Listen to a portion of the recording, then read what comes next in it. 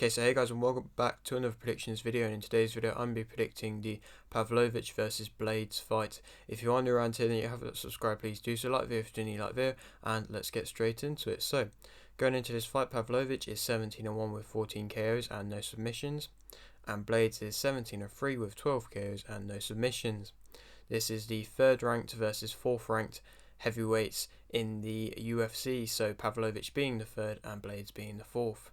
Pavlovich's last fight was a win via KO in round 1 versus Tuivasa, and Blaydes' last fight was a win via TKO also in round 1 versus Aspinall, but not really a TKO. Aspinall got injured early on in the fight in general in round 1, and he couldn't continue, and so it got classed as a win for Blaydes, but I'm sure he's not even counting that as a win himself. Pavlovich has won his last 5 fights via first round KOs, so he's on a very crazily good run at the moment, and that first round KO versus Tuivasa, people might have expected him to win. I don't think many people expected it to be a first round KO, and it was a very, very impressive victory, and a dominating, of course, victory. Blaydes' 3 losses have come against Lewis in 2021, and Ngannou twice in 2018 and 2016.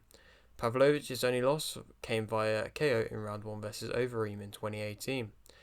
Blaydes has arguably, and I would say, has faced tougher opposition in the UFC than what Pavlovich has faced, as Blaydes has been in the UFC just for a couple of years longer, that extra 2 years longer, but he has fought a lot more in the UFC. Pavlovich had a 3-year break for a little while between 2019 and 2022, where he was having multiple different problems, injury related things, visa related things, just issues as why he couldn't fight. And in that time, Blaydes was racking up victories and fights against tough opponents. For example, of course, Ngannou twice, Hunt. I know he's not an overly formidable opponent, but still a big name. Overeem, of course, Blaydes beat Overeem, and Pavlovich's, of course, only loss came versus Overeem. Dos Santos, Volkov, Lewis, of course he lost that one, Rosenstrike, Dorkhouse, and of course Aspinall, which didn't really count as much, but still some very creditable names in there, and of course he has the more experience in the UFC.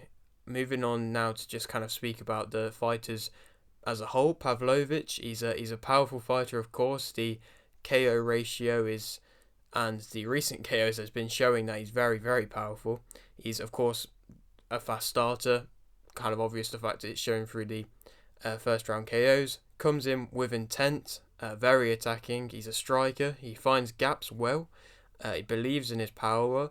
He picks shots well. He's unorthodox. He does throw clean technical shots. I think he is one of the better, especially heavyweight wise, one of the better strikers in the way of his actual punching technical ability is up there, and is something which you don't always see with the heavyweight. Sometimes they can just kind of throw big bombs and not really throw with much skill, I suppose, if you want to put it like that. But yeah, I would say that Pavlovich has that skill and has that more technical ability in his shots, and of course he makes you pay for any sort of mistake or any sort of opening he finds, and that is normally coming very early on. I think the unorthodoxness, I suppose, if that's even a word, and the belief in his power just makes him so formidable. Nobody can really, it's tough to counter against somebody who just comes in so recklessly, and I suppose so recklessly to an extent, and just comes in so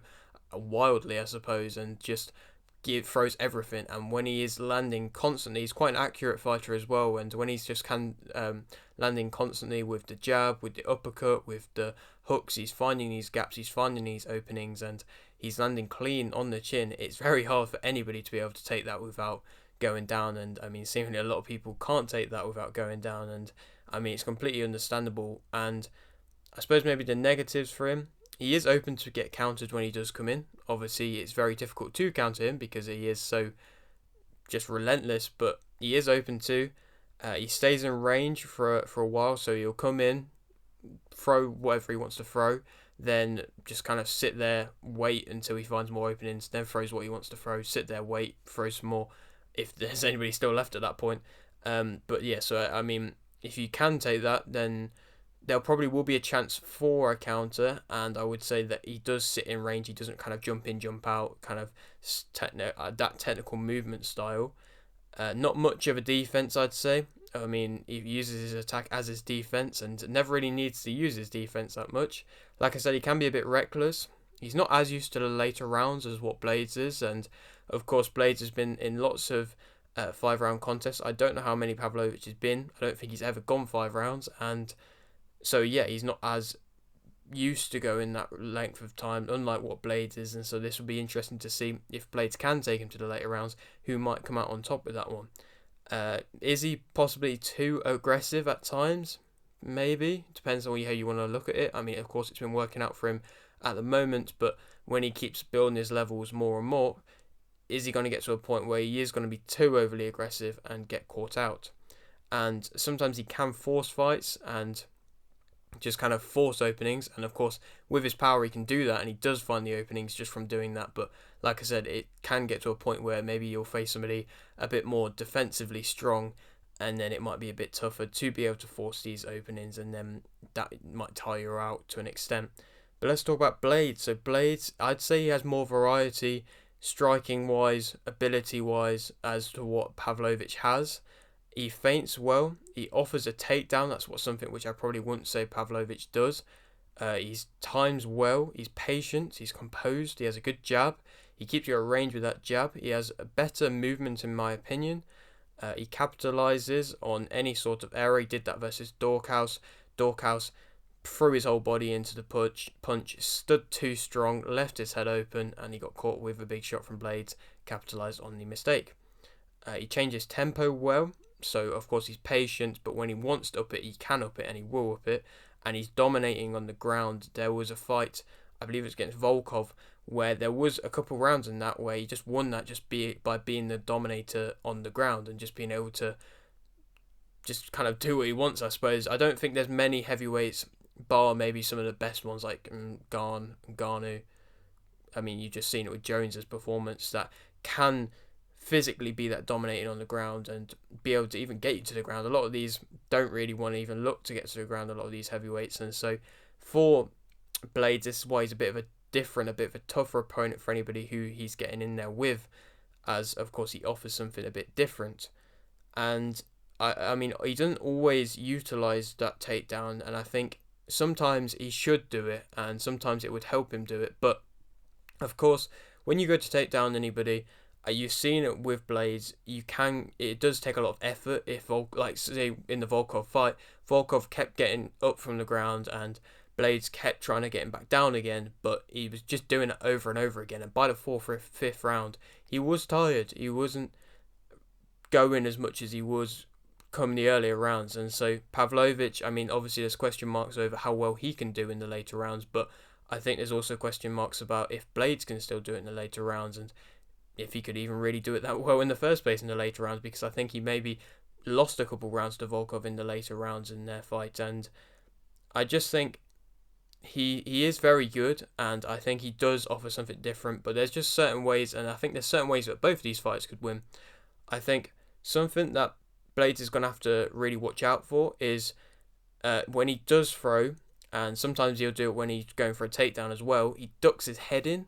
And obviously it's difficult to not do that when you're going in for a takedown, but he does it when he throws a hook sometimes as well. And I mean, it caught him out against Lewis. That's how he got knocked out. He ducked his head in, kept it low. Lewis came in with the uppercut, and I mean, Lewis's power is crazy, and he has shown he's the leading knockout artist, I believe, in the UFC. And I mean, it knocked him out, and I think that's just something that he's got to be careful of. The defensive, I suppose, cover when he does throw, just not to go in too wildly, because Pavlovich does, of course, have that power to, if he does see you coming in wildly, he will catch you with that, and he does find that gap, and he will be able to catch you with it. And I just don't know if, I mean, of course, Blaydes, I suppose his chin has been tested.